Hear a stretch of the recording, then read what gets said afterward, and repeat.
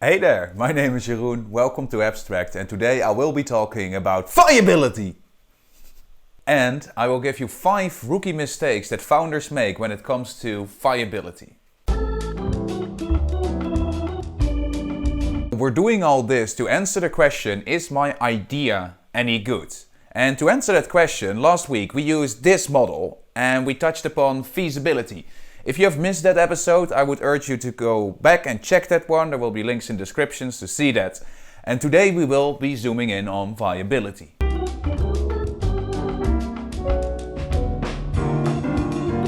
What is viability? Or if you ask yourself the question, is my idea viable? That's super vague. It doesn't help you at all, probably. So we should make this a bit more concrete. What if we already ask us, will I be able to turn a profit with this idea? That's already much more concrete. So how can we answer that question?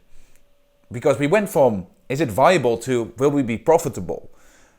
And actually the equation for that is extremely simple. It's so simple, I feel a bit stupid for sharing it with you, but let's build things from the ground up. So here we go. The basic equation is money in minus money out should be larger than 0. Ta-da! That's it. That's all you need to know. And this equation, if you apply it to your idea or to your startup, you will get an answer. The answer will be a positive number or a negative number or 0. Because you can have a profit, you can have a loss, or you can break even. The answer to this question will actually develop over time. If you have, for example, a startup here, they start investing in some stuff to build their solution, and only after a while, maybe 6 months, they're able to build a profit. Well, a different startup might do this at a different pace, and this is unique for each startup, so don't get hung up around other startups outperforming. It could be a good motivator to try a little bit more of your best if others are doing it faster. But you cannot really predict easily when will it be that moment for us. Depends on your startup, the industry, the development time. For example, extreme example, but SpaceX, it took a long while to become profitable. They are not even profitable yet. They're spending a shit ton of money right now and they hope to become profitable in the future. Is that a viable business? Right now it isn't, but probably they have ideas that it will be. So what you already just saw with that example, being profitable now or being profitable in the future is a key aspect of viability.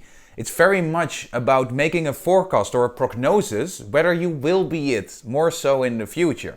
Obviously, you can take a snapshot to check, hey, is this a dying business right now or are they making a profit?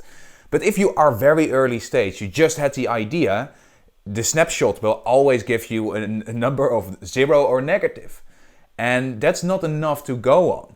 You want to have this peek into the future, and it's not an actual peek, it's an estimate, of course, that will, for you, show how it will be profitable.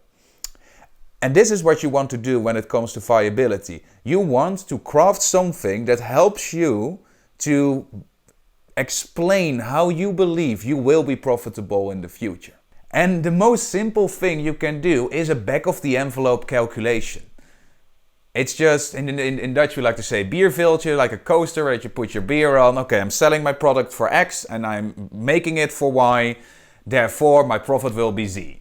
That is the first model that you will make. Obviously, you can make it more advanced. So also here with viability, you can see it as a skill, just as with feasibility. With on one hand, you have your back of the envelope. Maybe here somewhere in the middle, you have a 12 months forecast in a spreadsheet. And if you're getting really advanced, you can do like 3 to 5 year projections with dynamic models, with V lookups and all the other Excel stuff that gets your juices flowing. The point is, try to find an appropriate model for where you are in your startup. So in the first month, maybe that back of the envelope will be sufficient. But maybe after a while you start talking to investors and they want to see a little bit more proof that you will be profitable in the future. Then you might want to consider a spreadsheet. You can always do a spreadsheet. Spreadsheets are fun.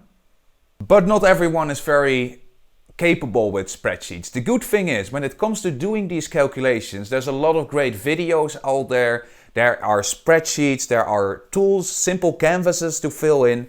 I will list a bunch in the description to get you started with calculating the basic viability of your startup idea.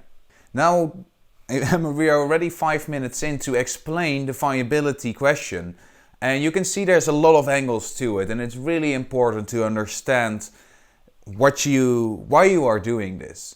Now, when you are doing this, you can make mistakes, as you do. Failing is the thing we call our experience, is what Oscar Wilde said. Now we're going to look into 5 mistakes that I often see within startups and how to avoid them. Let's go.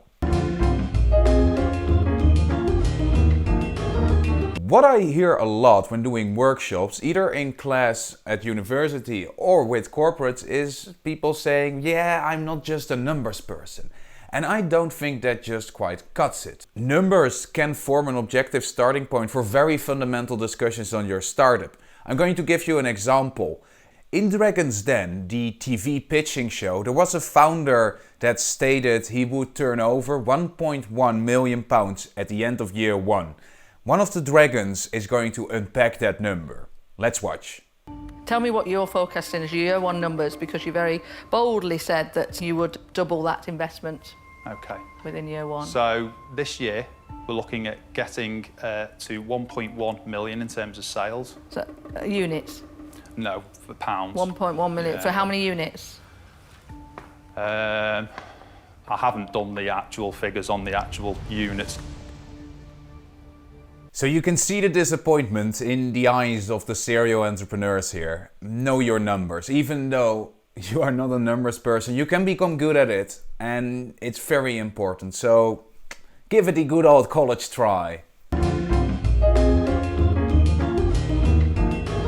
This is an example of my own experience. 7 years ago I did my first startup, I failed, I did everything wrong that you can imagine, so there will be a lot of good examples here on things that you can avoid. The basic idea of my startup was, let's say you get hit by a bus.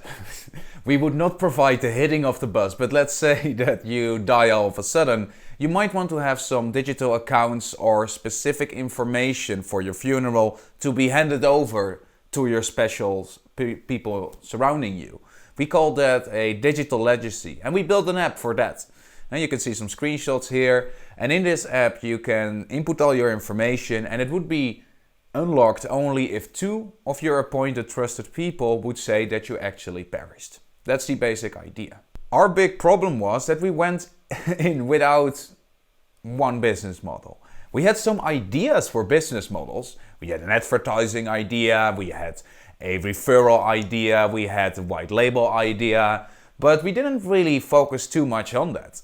We thought people would come in and advertising would work. We just claimed we would do advertising. But very soon after launch, we started to figure out that not a lot of people were coming in, and for this to be viable, we need a lot of impressions of ads.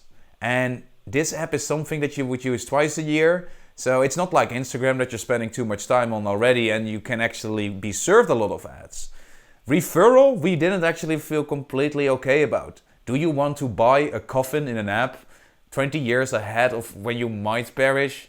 Not feeling that one.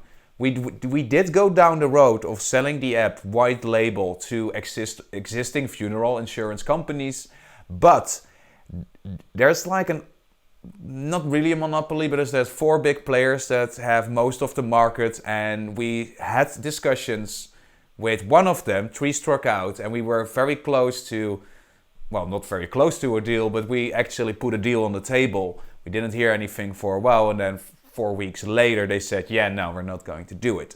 So you don't really claim a business model. The proof is in the eating of the pudding. So make sure that, and be aware that if you say we're going to do advertising, that you understand the numbers behind advertising for that business model to work. I will include a link in the description to 9 common business models and the key metrics so that you can see which one might match your business idea.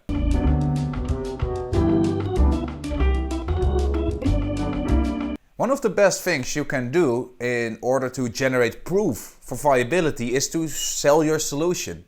A very tempting trap is to do that to your friends and family and what they sometimes say, fools. What are you doing if you're trying to do that? Because you can show that, hey, we're profitable. I've sold this to my friends and family. There's only one big caveat. You already know them. You already have relationships with them. So besides that they might be biased towards you, that they actually like you, you are only generating proof that you're able to sell to your close circles. You're not generating proof that you're able to sell to the larger audience that's out there that actually constitutes the market that you're trying to enter.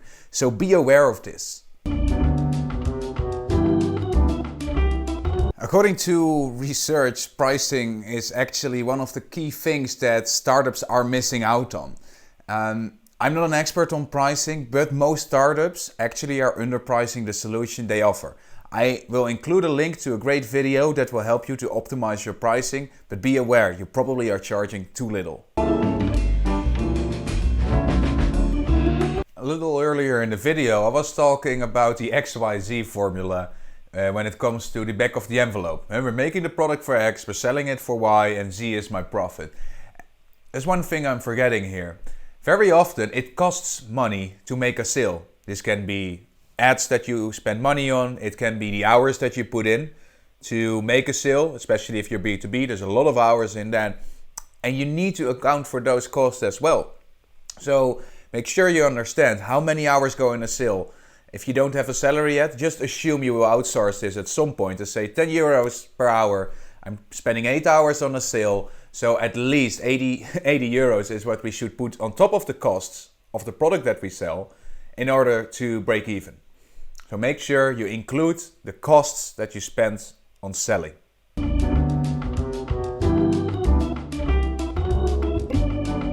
If you're getting into this for the first time, you probably will look online for examples. And what I have seen more than once is that people stop thinking about what they put in the spreadsheets. I have seen startups that had no intention of renting office space, putting 1,000 euros a month for office space in their spreadsheet. Keep it real. Every number that is in your spreadsheet should be something that you're actually not willing, but planning to spend money on. That was it for today.